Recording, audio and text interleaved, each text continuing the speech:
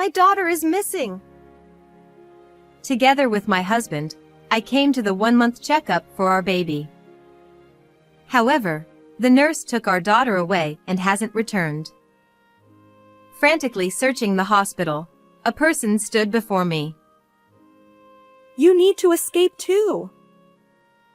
To my surprise, it was the nurse who had taken charge of our daughter.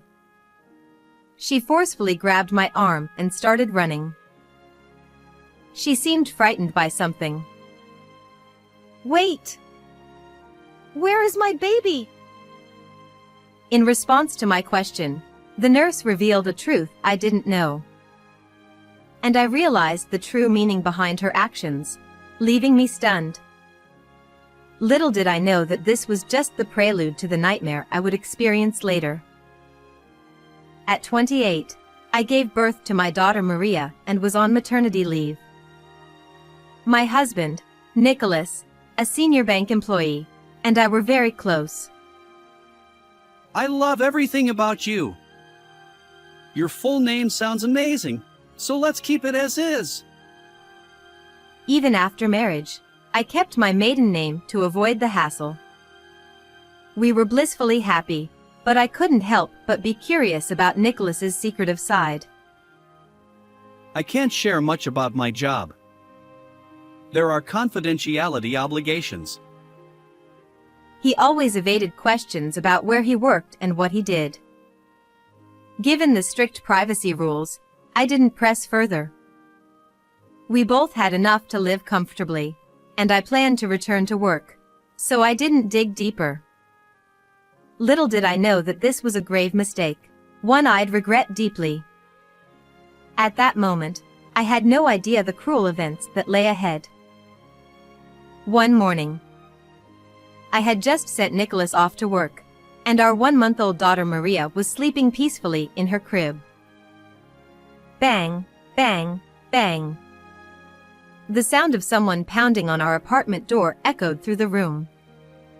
Maria might wake up. I hurriedly opened the front door, only to find a thin, unfamiliar woman standing there.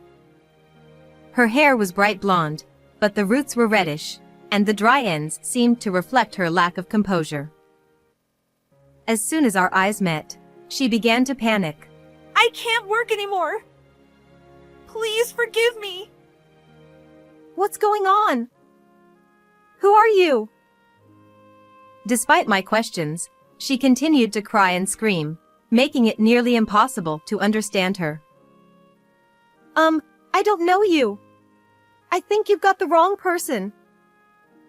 Terrified by her intensity, I forcefully closed the door. Still, she remained outside, sobbing and repeating apologies. Should I call the police? Just as I reached for my phone, I heard a thud from the mailbox. The woman blurted out, I can't take it anymore. Tell him to contact me. And then disappeared.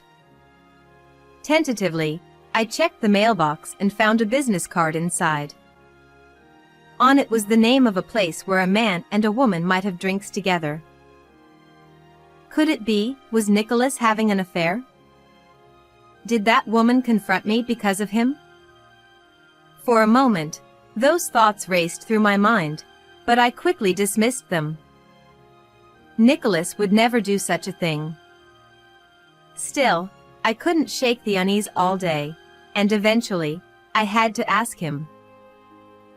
He's always coming home late, but he wouldn't be seeing someone else, right? That night, when he returned from work, I cautiously broached the subject without mentioning the woman's visit.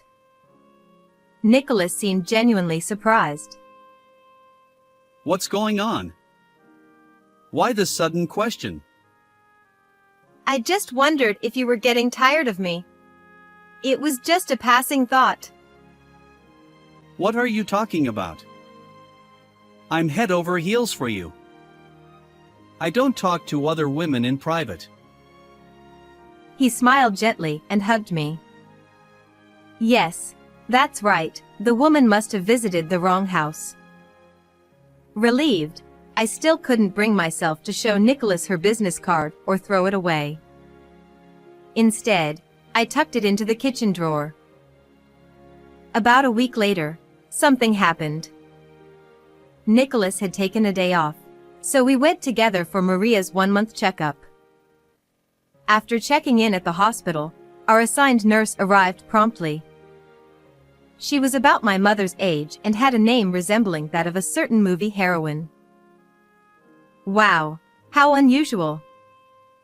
As I admired her, the nurse looked surprised for some reason and swiftly took Maria from my arms. Let's weigh the baby. Before I could respond, she hurriedly left the room. However, 15 minutes passed, then 20, and still no sign of the baby. Why was it taking so long? Worried, I peeked into the examination room, but Maria wasn't there. I think my child came to be weighed? I asked another nurse nearby, and to my surprise, she tilted her head and said, No baby came for weighing at that time. Shocked, I explained the situation at the reception desk with Nicholas. Thanks to the memorable name, they quickly investigated. Turns out, not only did they not know where the child was, but they also couldn't find the nurse. This is unbelievable! Let's split up and search. Panicked, Nicholas and I decided to comb through the large hospital. As I hurried down a corridor leading to the back exit, the nurse suddenly appeared before me. You! Where's my baby? Before I could raise my voice, she urgently signaled for silence. Don't worry. I'll guide you to your baby. And you need to escape too. She grabbed my bewildered arm and led me toward the back exit. She seemed frightened, running away from something. Finally reaching the hospital's rear exit, we found Maria's stroller tucked behind an inconspicuous pillar. There, Maria slept soundly. Oh, thank goodness! Relieved, I reached for my baby, but the nurse swiftly scooped her up. Hey! What are you doing? Ignoring my raised voice, she urged, Quickly! and continued running. Then, as she settled Maria into the child seat of a parked car outside, she instructed me to get in too. What on earth was happening? I couldn't fully comprehend, but determined to reclaim my child, I hesitantly got into the car. The nurse took the driver's seat, and we sped away. Finally, seeming a bit calmer, she cleared her throat and glanced at me. I apologize for startling you. But I couldn't speak there. We're short on time, so I'll explain briefly. As she drove, she began revealing shocking truths, showing me photographic evidence that left my heart pounding. This couldn't be. I wouldn't forgive this. And with each revelation, my anger intensified. After finishing our conversation, we retraced our steps. Although there was a minor commotion at the hospital, we had coordinated our story, so there were no issues. The nurse who had taken care of Maria explained that our daughter suddenly started fussing, and she searched for me before the weight measurement. However, at that exact moment, I had gone to a new restroom in a different building. Unaware of this mix-up, I returned to the original spot and claimed that our daughter hadn't returned, causing a commotion. I apologize for causing inconvenience due to my hasty assumptions. As I apologized deeply while holding our daughter, the hospital staff and Nicholas showed relieved expressions, knowing the baby was safe. After firmly shaking hands with the nurse and bidding farewell at the hospital, I began preparing for revenge. From the next day onward, I met with lawyers, conducted investigations, and gathered evidence. With help from my family, I managed childcare. Then, 6 days after Maria's 1-month checkup, All right, let's go to the movies and have a dinner date. excitedly, Nicholas stood in the living room, putting on his jacket. We had arranged for childcare with my parents during the day, planning a rare date night. However, as we headed toward the front door as a couple, we heard a loud pounding. Let me in! Listen to me! The voice belonged to the same woman who had visited us before. Without hesitation, I opened the door. There stood the woman. Trembling, Nicholas ignored her, but I took her hand and invited her inside. Nicholas protested. Hey! Don't bother with this mysterious woman. I can't just ignore her. She must have something important to say, right? I led her into the house, and Nicholas reluctantly followed. Seated on the living room sofa as I suggested, the woman began to speak. Introducing herself as Isla, she explained that she was a single mother struggling financially. She had visited a small financial company seeking a loan and encountered Nicholas. According to her, Nicholas was the owner of a lending business located in a mixed-use building. What? Weren't you a high-ranking bank employee? I exclaimed, shocked. Nicholas waved his hand in front of his face, denying it. What are you talking about? I'm certainly not some petty moneylender. But Isla stared coldly at him and continued. She felt favorably toward Nicholas, who kindly listened to her debt concerns. He advised her to borrow a large sum up front to reduce repayment amounts. It's a great deal. However, in reality, she was coerced into paying exorbitant interest, making repayment impossible. This is outrageous. Nicholas insisted. It's not me. You've got the wrong person. As I narrowed my eyes suspiciously, Nicholas repeated desperately. It wasn't me. Isla, undeterred, pulled out documents from her bag, loan agreements and transfer records, showing Nicholas's name and the company's name. She tearfully explained that she had already paid off the $20,000 loan but was now being forced to pay an additional $10,000 in interest. When she couldn't comply, she was coerced into working at a nightclub from evening until dawn, as evidenced by her diary entries. The truth revealed by Isla left me trembling with anger. Using debt as an excuse to force such unreasonable labor. Try putting yourself in their shoes. I trembled with anger at the appalling story. Perhaps feeling cornered, Nicholas raised his voice even louder than mine. I'm a top-notch banker. She's lying. Loan agreement? She even went to the trouble of creating such elaborate fake documents. According to Nicholas, he met Isla at a nightclub during a business engagement.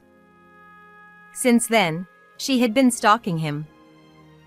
Isla spread rumors that he was wealthy and worked for a major bank, saying, "He'll definitely make something of me." I kept quiet to spare you worry. After all, our child is still young. Regret washed over me as I looked at his apologetic expression. This is the perfect opportunity. Don't ever appear before me again. I want no further involvement. He glared at Isla, shouting, To think all this happened. Can I trust you? I asked Nicholas, and he nodded confidently, embracing me. Isla stared at us with a piercing gaze. Ignoring her, I discreetly retrieved a piece of paper from the living room shelf. Could you write this just in case your claims turn out to be nonsense? I playfully handed Nicholas a divorce consent form.